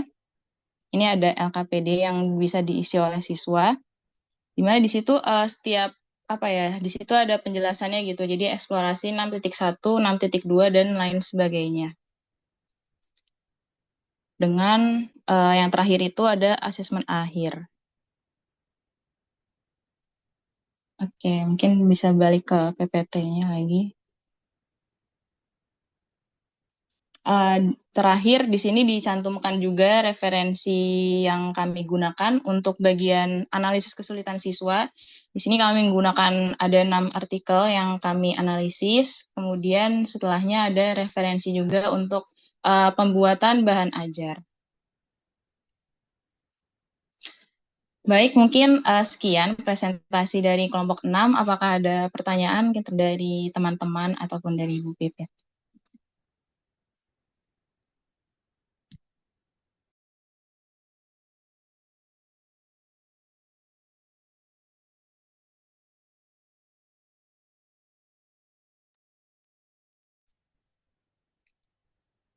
Boleh, Tahnia, dipersilakan. Ya, terima kasih kelompok 6 atas kesempatannya. Saya izin bertanya, eh, kalau dari tujuan pembelajaran di modul ajar sama tujuan pembelajaran di LKPD kan agak berbeda ya. Apakah tujuan pembelajaran di LKPD itu mencakup semua yang ada di tujuan pembelajaran modul ajar? Terima kasih. Ya, terima kasih Tahnia atas pertanyaannya. Mungkin saya langsung menjawab saja.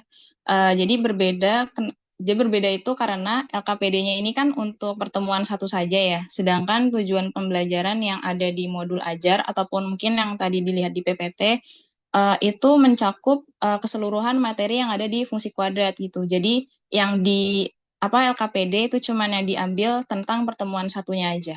Kayak gitu. Apakah sudah menjawab? Terima kasih Adita, sudah terjawab. Oke, terima kasih juga. Mungkin boleh teman-teman yang lain jika ada yang ingin bertanya.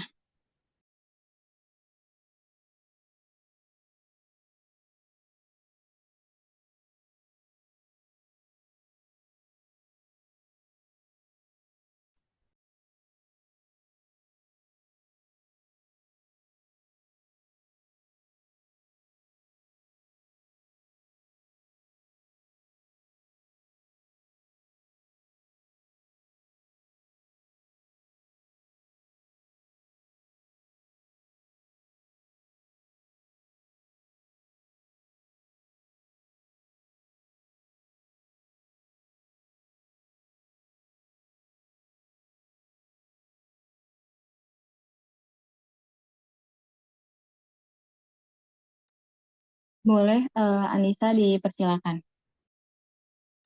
Oke, sebelumnya mohon maaf izin absen. Jadi yang pengen pertanyaan itu kan tadi di analisis kesulitan ada nomor 6 itu ada perasaan cemas saat belajar. Nah itu boleh diberikan contohnya nggak? Contohnya seperti apa? Oke, terima kasih Anissa atas pertanyaannya. Saya izin jawab.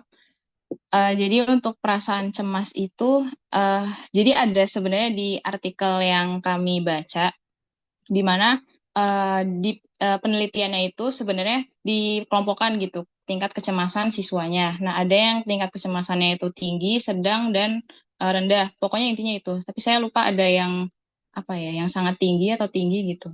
Nah, tapi kalau untuk yang siswa kecemasannya tinggi itu, jadi pas gurunya mau ngejelasin materi, itu dia kayak langsung yang rasa cemas gitu loh, yang kayak eh, ya bergetar gitulah pokoknya. Terus ada juga yang kecemasannya sedang. Nah, kecemasannya sedang itu dia ngerasa cemasnya itu pada saat ketika disuruh untuk menjawab. Menjawab itu ke depan papan tulis gitu. Jadi dia kayak takut ngerasa jawaban dia itu salah. Nah, makanya dia ngerasa cemas. Kemudian ada yang tingkat kecemasannya itu rendah. Nah, mungkin kalau yang itu dia saat belajar itu merasa enjoy. Kemudian dia merasa cemasnya itu ketika dia takut diolok-olok sama temennya gitu. Kayak mungkin misalnya pada saat menjawab soal tadi ataupun saat bertanya. Gitu. Apakah sudah menjawab, Nisa? Oke, sudah menjawab. Terima kasih, Adita. Ya, sama-sama.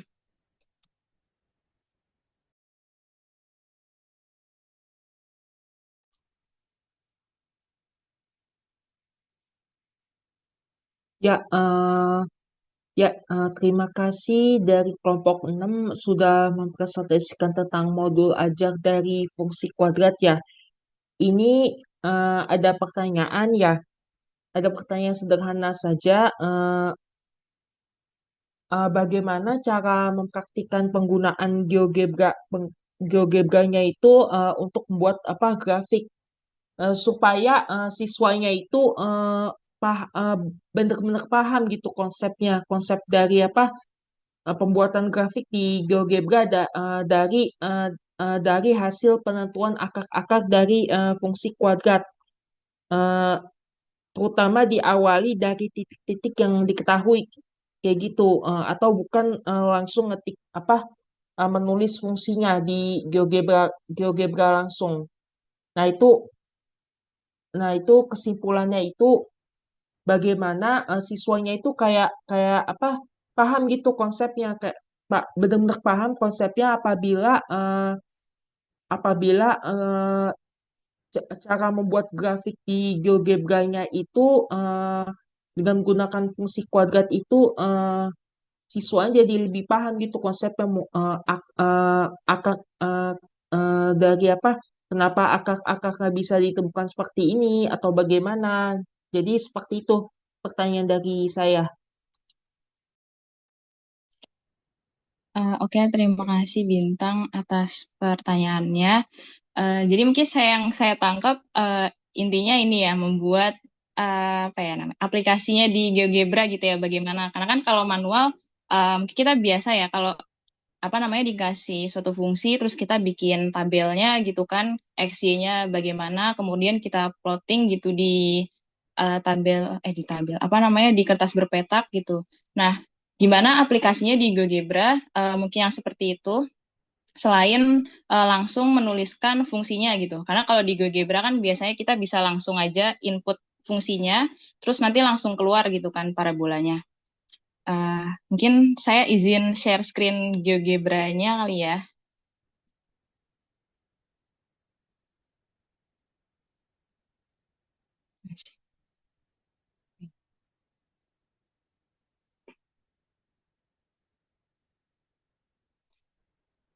Apakah sudah terlihat? Sudah. Oke, jadi sebenarnya di GeoGebra itu juga bisa apa ya membuat parabola dari titik-titik yang diketahui. Jadi sama sebenarnya konsepnya kayak yang manual, cuman di sini kita bisa langsung gambar apa ya parabolanya secara rapih gitulah. Jadi pertama tetap siswanya itu setelah dikasih fungsinya itu apa, nanti siswa bikin tabelnya dulu. Jadi titik X dan titik Y-nya itu di mana. Nah, ini saya ambil contoh. Jadi yang saya udah kerjain itu sesuai sama yang ada di bahan ajar di PPT, yaitu fungsinya adalah Y sama dengan X kuadrat. Nah, dari Y sama dengan X kuadrat tadi kita dapat titiknya itu saat X-nya itu min 2, maka Y-nya itu 4. Kemudian, makanya di sini ada titik A. Nah, setelah itu titik B-nya, jadi saat X-nya itu min 1, maka Y-nya 1. Kemudian, untuk C di sini saat X-nya 0, berarti Y-nya 0. Kemudian di titik D ini saat X-nya 1, maka Y-nya 1. Dan di titik E ini saat X-nya 2, maka Y-nya itu 4. Nah, ini bisa dibikin secara manual. Oh enggak, saya ini lagi. Saya dilihat aja dulu. Nah, jadi kita bisa ngarahin siswanya di sini min 2,4. Maka kita bikin titiknya di sini, kemudian min 1,1, kemudian 0, 1,1, dan 2,4. Nah, dari kelima titik ini, kita bisa bikin parabolanya dengan menggunakan ini, conic through 5 points. Nah, dari sini kita langsung titik A, kemudian ke titik B, titik C, titik D, dan selanjutnya ke titik E. Nah, maka dari sini langsung terbentuk fungsi parabolanya, parabola dari fungsi yang tadi. Nah, di sini juga terlihat bahwa fungsinya itu min X kuadrat ditambah Y sama dengan 0. Atau sama dengan Y, atau sama juga dengan Y sama dengan X kuadrat. Nah, kira-kira seperti itu Bintang untuk aplikasi di GeoGebra-nya. Apakah sudah menjawab mungkin? Sudah cukup jelas, terima kasih banyak. Ya, terima kasih kembali.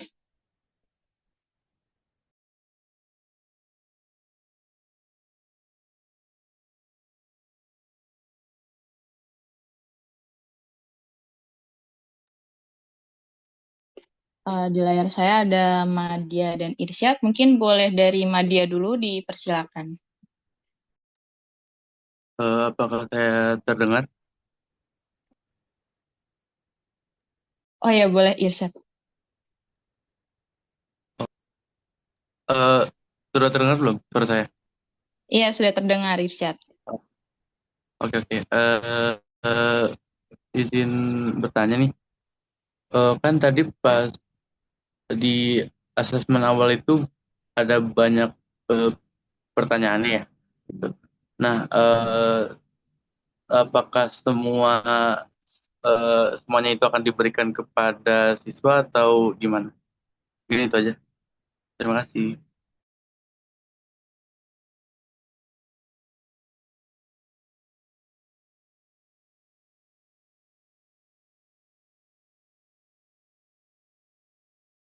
Tapi izin menjawab yang pertanyaan Icat ya. Jadi kan ini soalnya banyak ya. Terus ini tuh sebagai contoh aja soal asesmen awal. Jadi kita tuh intinya cuman mau menganalisis siswanya itu masih mengingat apa tidak materi-materi ini. Jadi nggak semua dikasih, cuman diambil beberapanya aja. Bisa aja hanya satu dari pertanyaan-pertanyaan ini gitu. Apakah menjawab, Icat? Oh gitu. Terima kasih. Baik. Mungkin boleh selanjutnya Madia dipersilakan.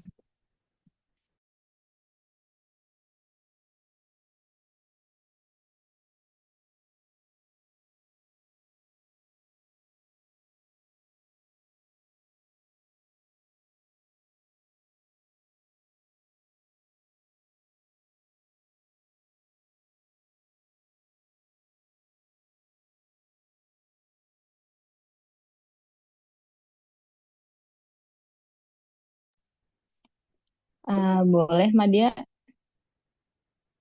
Kak ingin bertanya. Oke. Nah, sebelumnya maaf nggak bisa mungkin soalnya kameranya tiba-tiba error. Suara saya terdengar kan ya? Ya, terdengar Madia. Oke.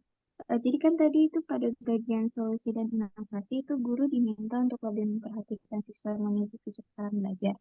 Nah, kira-kira dari rancangan pembelajaran yang ada itu gimana cara kalian sebagai guru untuk memperhatikan siswa yang memiliki kesukaan belajar tersebut? Oke, terima kasih Madia atas pertanyaannya. Mungkin saya izin jawab langsung. Jadi bagaimana kami sebagai guru lebih memperhatikan siswa yang mengalami kesukaran belajar gitu dari rancangan pembelajaran yang telah kami buat. Eh, Sebenarnya di modul itu kurang lebih sudah ada penjelasannya. Mungkin boleh di share screen modulnya deh. Di modul itu di bagian eh, setelah guru menjelaskan bagaimana cara membuat grafik. Nah, jadi sebenarnya di sini gurunya itu memastikan dulu gitu bagaimana apakah siswanya itu sudah paham semua atau belum cara membuat grafik gitu. Nah, jadi di sini dengan guru memastikan bahwa siswanya itu sudah paham atau belum, maka di sini berarti gurunya itu sudah apa ya? Lebih memperhatikan siswanya gitu karena guru itu nggak yang langsung aja lanjut ke materi selanjutnya tetapi memastikan dulu bahwa siswanya ini sudah paham atau belum. Nah, kemudian mungkin untuk yang setelahnya atau yang sebelumnya lagi, jadi kan di LKPD ini ada apa ya, ada 6 eksplorasi gitu ya yang dilakukan oleh siswa. Nah, guru itu akan memberikan kesimpulannya juga terkait eksplorasi yang dilakukan oleh siswa. Nah, nanti di sini diharapkan gurunya itu bisa apa ya, dengan memberikan kesimpulan, dengan memberikan penjelasan lagi secara detail, diharapkan dari sini siswa itu bisa lebih paham gitu tentang materi yang diajarkan. Begitu, Madia. Mungkin apakah sudah jelas? Mungkin. Sudah cukup jelas. Terima kasih. Oke, terima kasih kembali.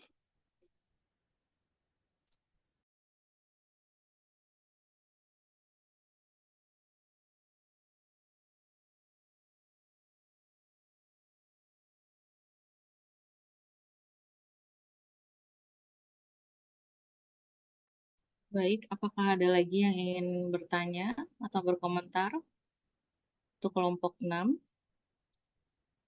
Ini kelompok terakhir yang Ibu yang presentasi dengan Ibu ya. Selebihnya kelompok 7 dan seterusnya nanti akan melakukan presentasi dengan dosen pengampu yaitu Ibu Ani setelah UTS. Oke. Oke, Ibu mungkin mau bertanya terkait tujuan pembelajaran yang kalian tampilkan pada slide PPT.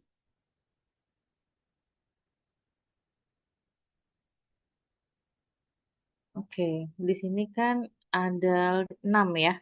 Siswa dapat mencari akar fungsi kuadrat melalui persamaan kuadrat termasuk akar imajiner. Siswa dapat mengetahui dan memahami karakteristik, siswa dapat mencari titik puncak dengan rumus, siswa dapat mengklasifikasi, membuat grafik fungsi, fungsi kuadrat atau fungsi maupun titik yang diketahui, siswa dapat menyelesaikan. Nah, di sini tuh ada mengklasifikasi tuh maksudnya apa ya? Tadi sepertinya sempat dijelaskan, cuman Ibu agak kurang paham. Maksudnya mengklasifikasi karakteristik, Jadi mungkin ini tuh ada di bagian bahan ajar, mungkin bisa dilihatin aja ya, Bu. mengklasifikasi karakteristik ya boleh.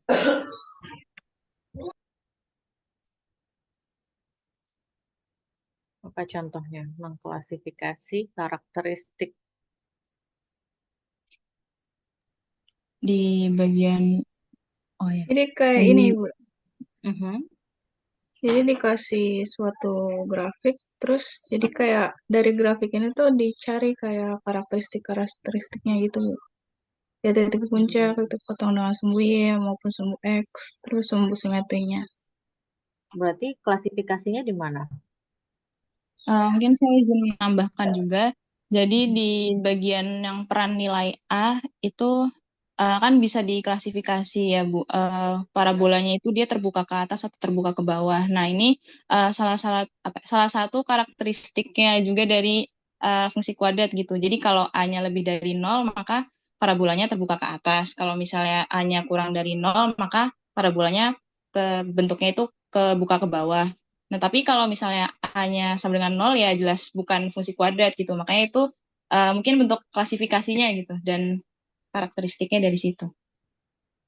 Ya, mungkin kalau ada kata klasifikasi kan sepertinya seperti ada kategori yang jelas ya. Betul nggak? Sementara ini kan hanya satu aspek dari A-nya saja. Jadi mungkin disederhanakan saja kali ya menjelaskan karakteristik atau menyebutkan karakteristik gitu ya. Jadi kalau memang mengklasifikasi selain ini ada lagi nggak klasifikasi yang lain?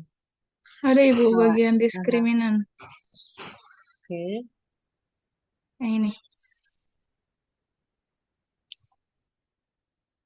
oke, di sini. Oke, di sini berarti kan menentukan apa namanya banyaknya akar gitu ya, betul Iya, nggak? Ibu.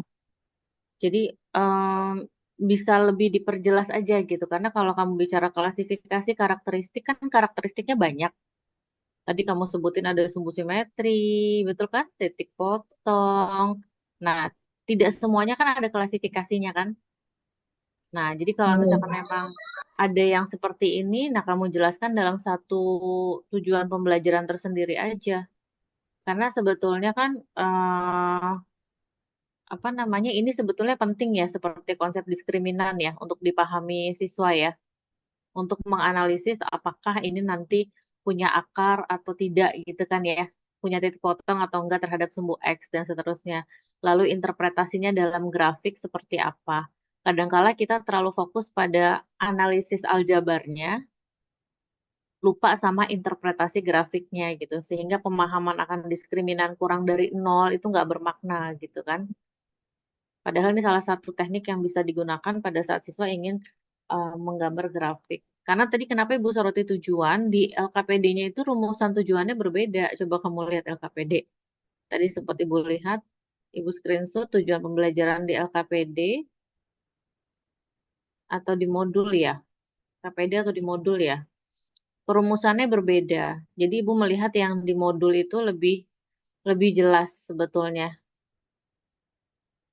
Oke, mungkin itu tujuan pembelajaran. Kemudian ada salah satu ini yang ibu nggak tahu nih, ada banyak file ya. Di karakteristik fungsi kuadrat saat kamu jelaskan apa tuh titik potong terhadap sumbu Y itu kan kamu berikan gambar ya. Ibu nggak tahu nih file yang mana ya, modul atau apa ya? Bisa dibuka nggak?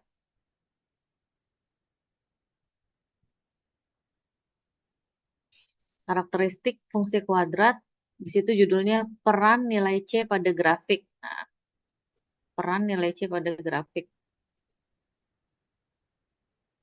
Di bahan ajar kayaknya, Dep. Iya mungkin, karena ini filenya banyak sekali, Ibu. Tidak bisa membedakan bedanya modul sama bahan ajar apa ini. Nah, ini kan di sini kamu ingin menunjukkan maknanya nilai C gitu ya. Iya, Betul Ibu. nggak? Nah, ini mungkin ada typo ya. 0, di atasnya grafik persis ini typo bukan? Di mana, Ibu? Maaf. Di atasnya grafik persis itu koordinat titik potong sumbu Y adalah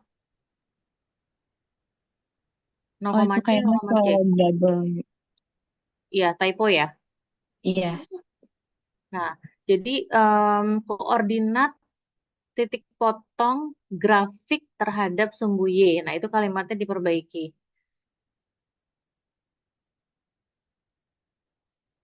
Nah, kemudian pada penulisan notasi, coba nanti dicek kembali ya, apakah sumbu Y-nya Y-nya besar atau kecil.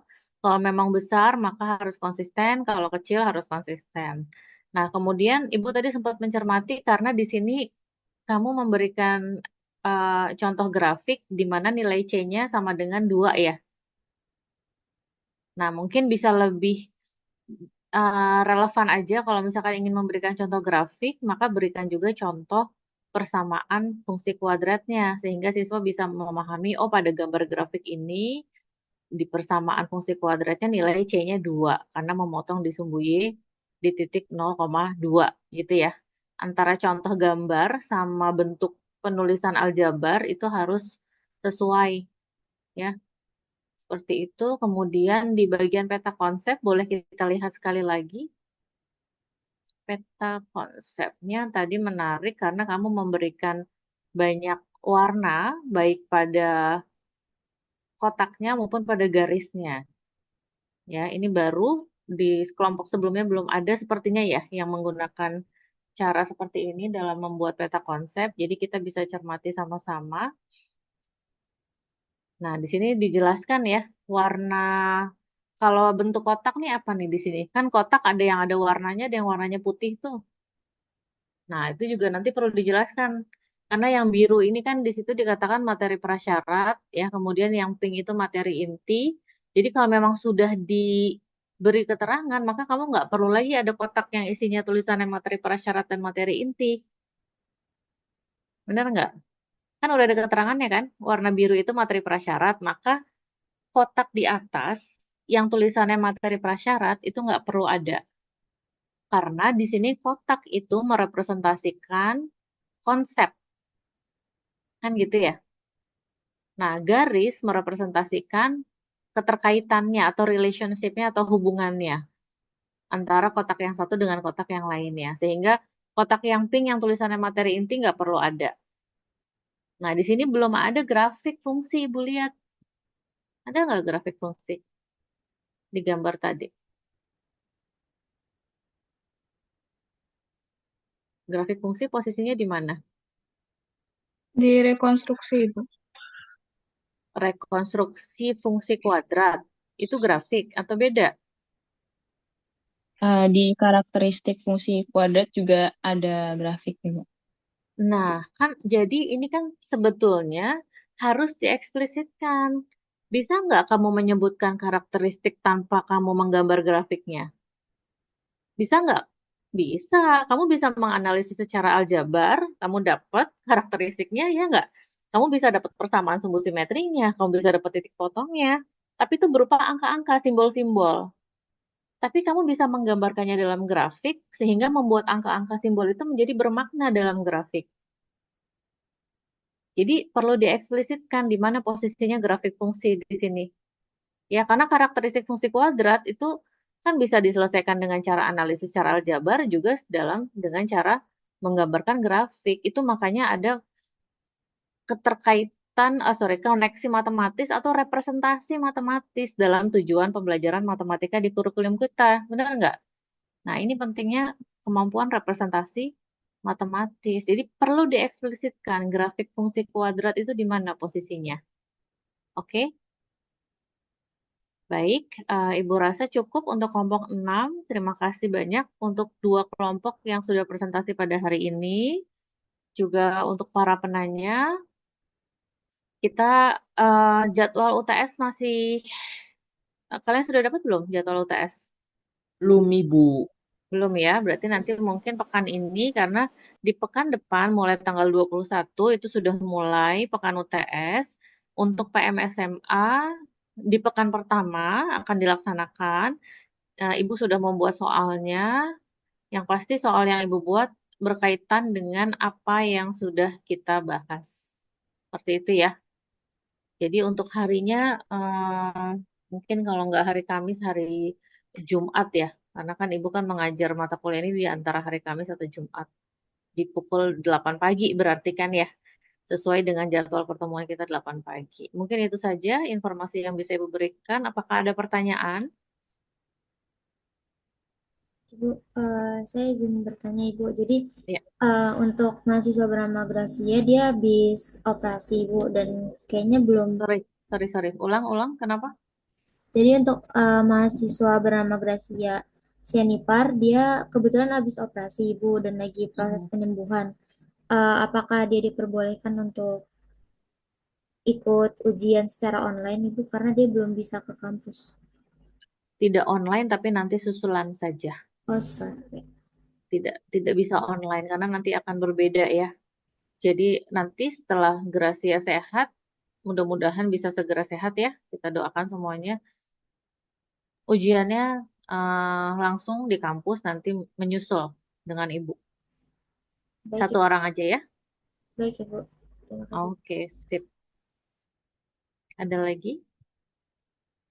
Ibu izin bertanya. Ya, silakan Zidan.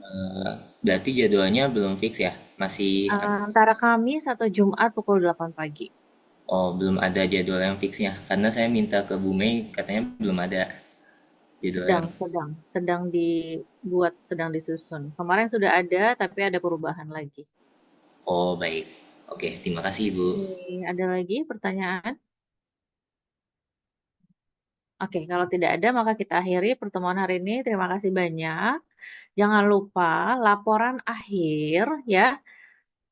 Nilai presentasi sudah Ibu ambil untuk 6 kelompok yang sudah maju. Nah, tapi nanti akan ada lagi nilai laporan. Semua masukan, pertanyaan ya, kontribusi dari teman-teman penanya maupun kontribusi dari Ibu itu dipertimbangkan untuk memperbaiki menulis laporan akhir dengan sebaik-baiknya. Banyak sekali yang Ibu rasa ide-ide dari kalian itu bisa di-follow up menjadi sebuah proposal penelitian. Ya, kamu sudah memulai nih step lebih awal untuk menyusun proposal penelitian. Kamu sudah menganalisis kesulitannya apa, kamu sudah pelajari apa saja solusi yang bisa dilakukan. Tinggal kamu membaca contoh-contoh proposal jika kamu nanti pada saat ngambil SPS sudah lebih siap dan bisa selesai lebih cepat gitu ya. Nah, ide-ide ini bisa terus kamu pikirkan, kamu baca lagi penelitian-penelitian terbaru untuk bisa menginspirasi kamu nanti menentukan topik penelitian skripsi gitu ya. Baik, kalau sudah kita akhiri pertemuan hari ini. Terima kasih banyak. Kita ucapkan alhamdulillah. Alhamdulillahirrabbilalamin. Assalamualaikum warahmatullahi wabarakatuh. Waalaikumsalam. Terima kasih Ibu. Terima kasih, Ibu. Nah, Masih.